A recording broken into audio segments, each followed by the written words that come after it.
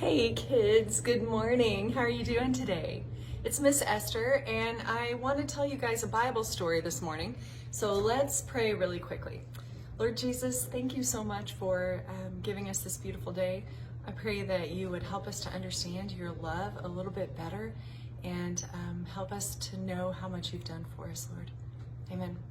Okay, so this morning I want to tell you guys a really cool story. And sometimes, I think it helps us to actually see kind of how this might have gone. So I'm gonna do a little demonstration for you this morning too, okay? I've got some supplies here. But let me tell you the story first. So this story takes place back in the Old Testament.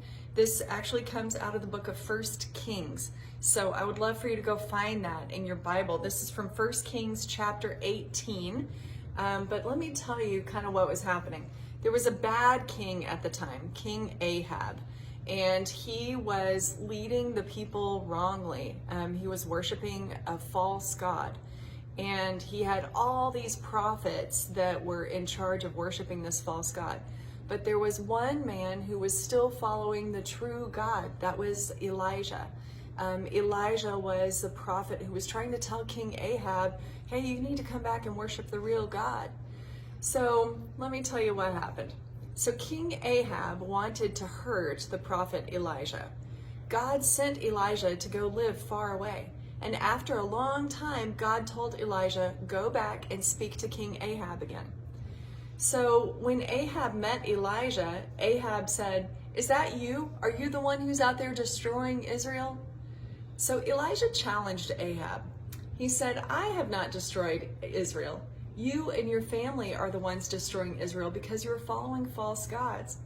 Now gather all the people to meet me at Mount Carmel. Call together your 450 prophets for the false god Baal and the 400 prophets of Asherah who are serving the queen. So King Ahab gathered all the people from the country, all the Israelites, and all the 850 prophets of his false gods together at Mount Carmel. And Elijah asked the people, how long until you guys decide?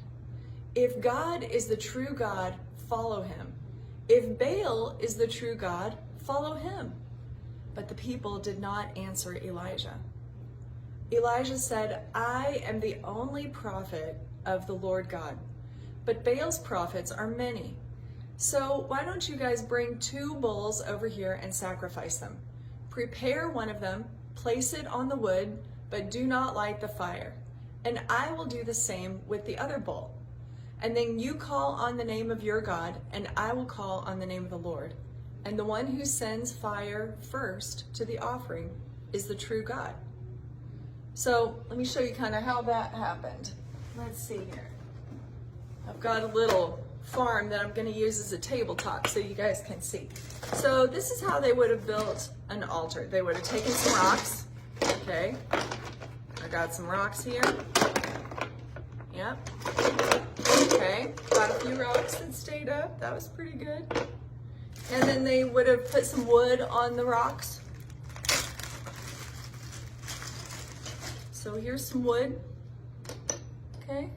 Oh, that's not working too well for me, is it? Okay, there we go.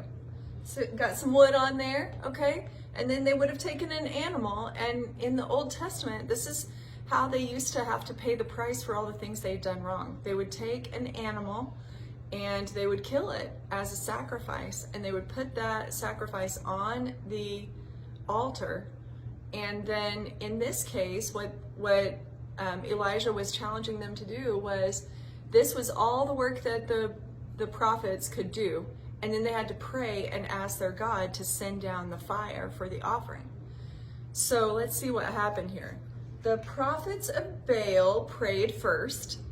They said, Baal will answer us, and they shouted from morning until noon, but there was no answer. All afternoon the people prayed and cried out to Baal. Still there was no sound.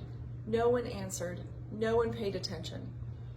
And in fact, in the Bible, it tells us that Elijah even kind of teased them. He was like, maybe Baal is sleeping. You should cry out louder. But we know that God doesn't sleep. So Then Elijah told the people to gather around him. He took 12 stones and he built an altar. Okay, so here's my flat space I'm going to use. But he took 12 stones.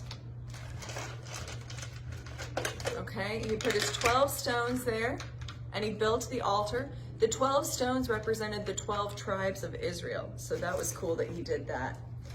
And so he built the altar, and then he told the people, I want you to dig a trench all the way around this altar, okay?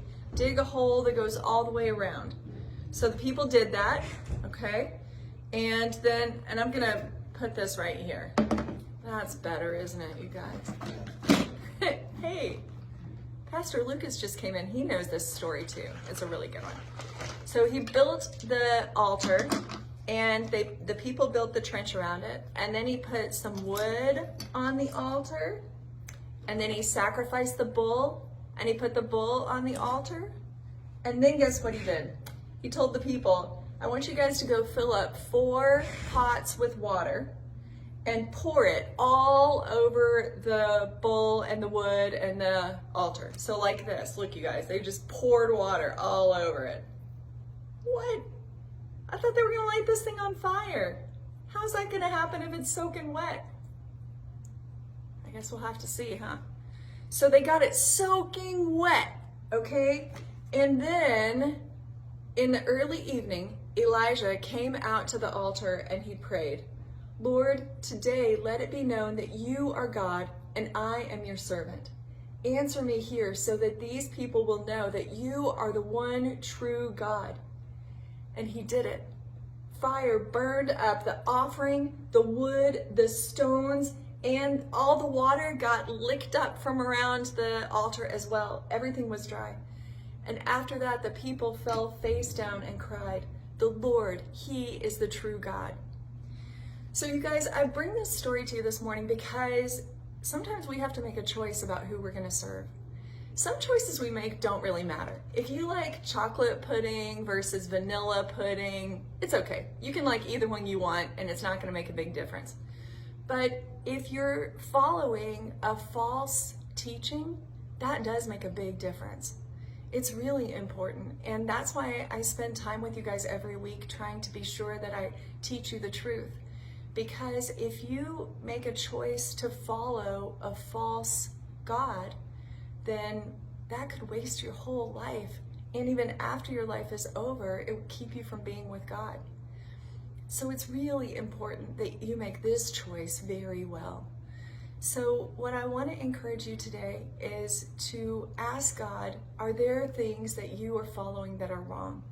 Maybe it's TV choices that you're making, or books that you're reading, or friends that you're hanging out with that maybe they're leading you to do something you know is wrong. Whatever it is, I want you to ask God to show it to you. And if you've never asked Jesus to be the leader of your life, you guys, that is the number one most important choice of your whole life. And I don't want you to do it until you're ready, because it's a really big decision. So I don't want you to just think, okay, Miss Esther thinks I should, I'm going to. I don't want you to do that. I want you to talk to your parents. I want you to have conversations with me if we can. Mostly, I want you to talk to God about it. But when you decide to follow Jesus for the rest of your life, it's an easy thing to do. You do 3 things. A, you admit that you have made bad choices and that you've done things wrong, and that is a sin problem. And my sin problem keeps me from being able to be close to God. So A, I admit that I have a sin problem. B, I believe that Jesus is the solution to my sin problem. When he came and lived a perfect life and died on the cross for my sins, he took my sin problem away, and I believe that. And then C, I choose to follow him every day for the rest of my life. And y'all, that has been the best choice I've ever made. It has opened up so many opportunities for me and so many relationships and so many times that I've gotten to see God just do miracles. Now, I have to tell you, I've never seen him light soaking wet stuff on fire like Elijah did, but he can do whatever he chooses in my life, and I'm going to keep following him every step. So I love you guys, and I hope you've enjoyed our story today. Let me pray with you really quick, and then we'll go. Lord Jesus, thank you so much for the miracle that you did with Elijah, and that you are amazing. You blow my mind, Lord. The way that you have forgiven me and just covered me with your love and made me the person you want me to be, it's amazing. Father, I lift up these kids to you, and I ask you to bless them today. Help them to see how much you love them. In your name I pray, Jesus. Amen. Okay, you guys, I love you tons, and I will see you soon.